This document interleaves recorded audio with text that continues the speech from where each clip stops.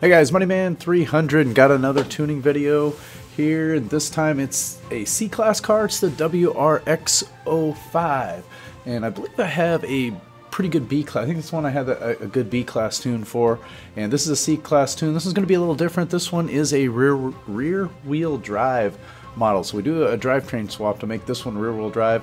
It's a lot better in C-Class with the rear wheel. It's okay, and you can actually make it work decent. It's just not as fast. The drivetrain swap actually gives you some PI back, and I'll show you that when we get into the build there. And you can see this is the time that, decent time, and this is on the test track. And it's a track I don't run very often. Occasionally it comes up in multiplayer, but I really don't ever lap it. But I thought I would take this car out there. This car does well on this track. It also does well on the Alps tracks, the Prague tracks, Road Atlanta as well. Probably better on the short version than the long. So any of those, again, momentum-based tracks, this car is going to do real well on. So it's not a dominant leaderboard car, but it's a good leaderboard car, and it's pretty. It's not 190E good. And if you look at the leaderboards on there, and the 190Es are all over the place. But it gives you something else that you can take out there, and I like the Subarus. So yeah, this is WXR5. So we were in a 249th, and I ran. I think that was my 5th lap on there. You can see the car's a little beat up. There are some light poles and walls and stuff that could be a little tricky as I was just trying to get the line down with this car, but I was able to get into 249th, and definitely a lot more out there in this car. It's easily a top 100 car. Just have to run a few more laps and get just a little bit better lines out there. So let's go ahead and I'll show you the lap real quick, and then we'll go look at our build in town, our build and tune. Okay, so here we are with the lap out here, and we'll go through and talk through it here. Coming down, this is actually just this will be the start of it, the finish line. I think it was right in there somewhere, or the starting line. So we'll come into this first turn, and okay there. I don't really know, to be honest, if it's faster to take that a little wider, and I do stay to the right of there instead of swinging wide. And then you also want to take this outside lane in the parking garage. So there were those poles back there I mentioned once or twice. I'm not sure what my rival's doing right there. But yeah, there were those poles there that I got mixed in.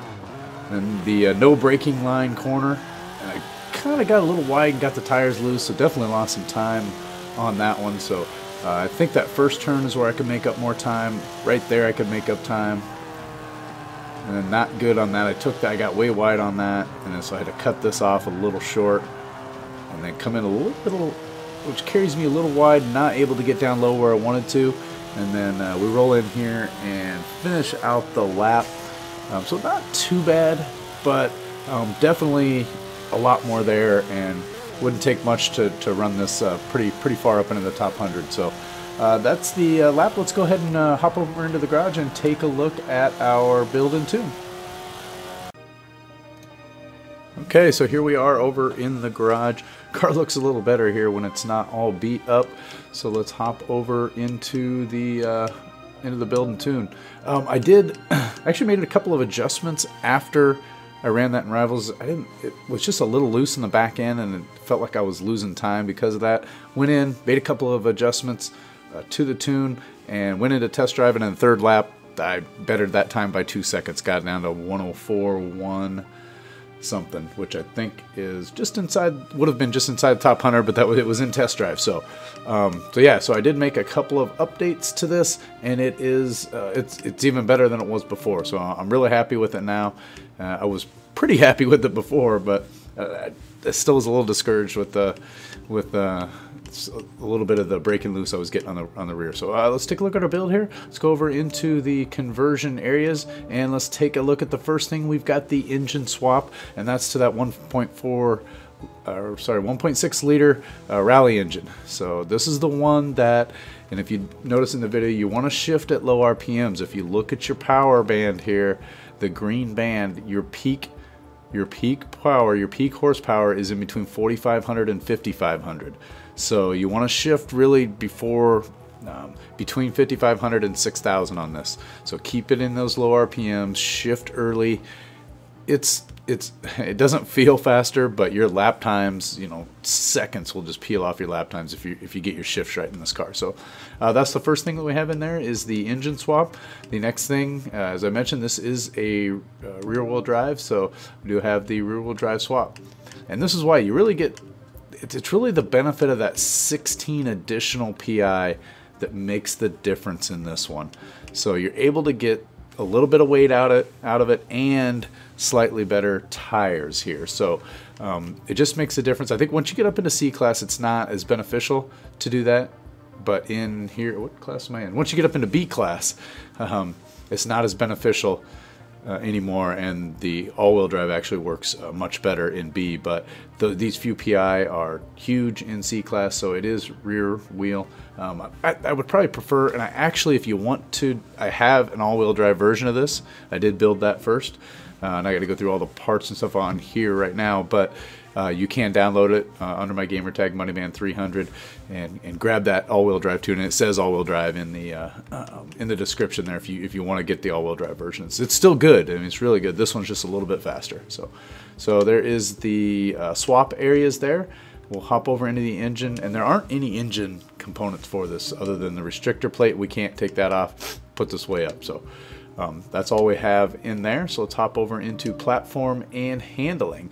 So we're going to have race everything through here, including the roll cage. And then in our weight reduction, we have one up on the weight reduction. So we have street weight right now, about 80 some pounds there. For 7 PI, which is pretty good. So that's why it's beneficial to have that little extra PI, just to get some of the weight out of the car.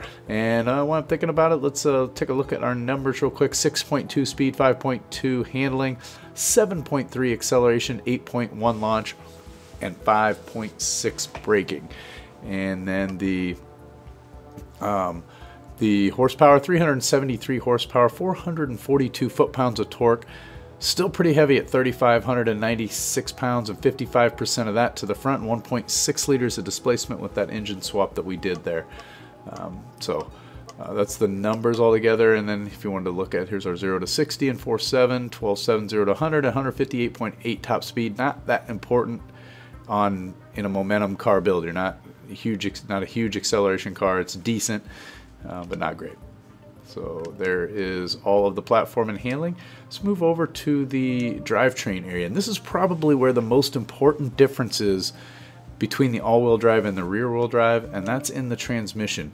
You really can't use now look at it, there's no PI difference. If in the all-wheel drive, and it's very similar to the Class C, or if you've seen my Mitsubishi, the Evo build, real similar here in that it's like 15 PI to go to race transmission. I'm able to go to race transmission where we can make some adjustments in the gearing, which is huge for some of these tracks. So this is really where the biggest difference is. I think if you compare, and I'm going to do this real quick just to give you guys a look here. I'll go over to My Tunes and I'll pull over. So here is that's a rear wheel drive. That's this one, I think.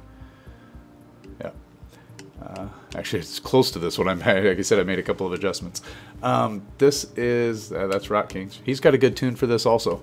And here is my all-wheel drive version. So if you look at that, technically, the all-wheel drive version is the same speed, little lower handling, but better launch and better acceleration. So it doesn't look like it should be better. It's got the same horsepower, same torque. It's actually a little bit lighter, but the gearing is what makes the difference. And so, what's this one? Beast multiple. What is it? Oh, that's my B class one. That one's really good. If you haven't looked at that one, that's a good build. But anyway, so that just want to show you the difference, and you can download that. Also, this one is out there as well, and I made some adjustments, so I'm probably gonna delete this one here. And I'm going to delete this one and resave it out there because this is just a better version of it. So anyway, I wanted to point that out because this is a really important aspect, and it's what you're able to do by doing the rear-wheel drive swap on that, is get that adjustable gear ratio. So, and then the other thing we have in here is the differential. So let's hop out of there and let's take a look at our rims and tires. So tire compound, something else I was able to do, and I believe that that my all-wheel drive had stock, and I was able to get to the sport tire compound on this one. And then we have some slight upgrades here. One up in the front, and I believe 2 up in the rear. Couldn't quite get another 2 PI, and you could get that full right there, but there's not a lot of PI to gain when you don't have any engine parts to play around with in here. So there's that there, and our rims are going to be in the first group, and you know, a little over halfway through, and we have the Graham Lights T57 RCs. I looked through here quite a bit. I think this is the best I can do and keep it at 500. So if you want to look through and, you know, so maybe you like the looks of better, or if you can find some that are slightly lighter and the same, that would be good as well. And then I do not have any upgrades to the front or the rear rib sizes, so those are stock. And then we have both the front and there's the front again, and the rear adjustable wings on there. So can't really do anything with any of these. It'd get a lot faster if you use those, but no, I can't. I can't make it fit in the PI. So, and I think that, I already went through there. So that's everything there. Let's hop over and look at the tune here. So we have 28 in the front and 27.5, just slightly less in the rear with that rear wheel drive. Our gearing is at 3.67. This is something you'll, if you're running an Alps, this is something you're going to play with a little bit more. This car can be pretty important to be a little bit more track specific. So, and especially in the Alps, you want to gear it so that you're getting peak horsepower at the top of the hill in these, it's a Stadplatz and Festival Club. Not quite as much, that you don't quite have as much of the hill, but you really want to dial that in. This worked really well for the test track, so that's where that's at. And then negative 2.5 and negative 2.0. I actually tried this higher, and it had just too much grab in there. I'd start to turn, and I'd almost want to just push the tail out and really grab into the turn just too much. So dial it back down to 2.5 and 2.0, and then our caster angles. 4.5 came down just a little bit, and that kind of helped with some. I was getting some of the understeer. You may get a little bit of understeer in this, and if you do, I'll point out some things that you can change. And the first thing you could do is you could dial these front roll bars, the stiffness of those, back a little bit. If you're getting understeer, don't feel like you're able to quite make the turns the way that you like to make them, just pull these front roll bars back to maybe 21 or 22, and that should help you a little bit more. Could create some oversteer though, so it kind of depends on your personal preference and how you like the car to set up. This is pretty good here, and I may still play around with it a little bit more because it does push just a little bit through the turns, but it's not bad. It's pretty drivable. You just got to keep it a little bit slower and then use your use that rally engine in the straightaways. So same thing on these springs. We're pretty stiff in the front. It is, you do have a lot of weight distribution to the front. The car's pretty heavy anyway, and pretty soft in the rear. Again, that's oversteer tuned to get the understeer out essentially. And then you're gonna see the same thing in our rebound numbers. Oh, I didn't show the ride height. The ride height, I believe that's default. I don't think I played with that at all. I wasn't having any instability on that, so I just left it where it was. And then in our rebound, we're at 10.5, 8.5, and that in the bump 2.5 and 1.5. Again, both of those slightly understeer tuned in that we have the front a little stiffer than the rear. You could, again, this is another place where you could either drop down the front, which is probably the first thing you want to do, or you could stiffen the rear up a little bit. Balance those two out if you wanted to do that. And then I have all of the downforce out. This is another area where if you're having problems with the rear of the car, which is possible in this as well, you could put a little bit more put a little downforce in there. I don't think you need in B class the downforce on these at all. You're really just putting this on there to get a little bit of downforce and to capture some PI back that you can use in other places. Our braking, 53 and 140. The brakes felt really good on this. 53 is what I use for default, and adjust off there if necessary. And again, anywhere from 125 to 140. Being a heavier car, I have this one at 140, and that felt good. I wasn't having any problems with locking up the brakes as I was driving it. And the differential, a little bit lower again, 30 and 8 there, so that seemed to work out pretty good. You could go a little higher with the deceleration differential to help you coming off the gas and not have to use the brakes as much, but with 140% on the brakes and those being pretty balanced, I didn't feel like I needed that. And then 30% on the acceleration felt good as well. So that is all of our parts and tunes. This car is going to do well. I think I mentioned it before, the airfield track where I was running it on, Prague full, Prague short, Road Atlanta short more than full, but would do good on the Road Atlanta tracks. It'll do good on all, it should do well on all 3 Alps tracks. Just lots of different places that you can take this car to do well, and I think you're really going to like it. Also should be a pretty good multiplayer as well, so it should be a good car for you to have in your arsenal of C-Class cars. So I'm going to end it with that. Thanks for watching, and we'll talk to you guys in the next one. Later.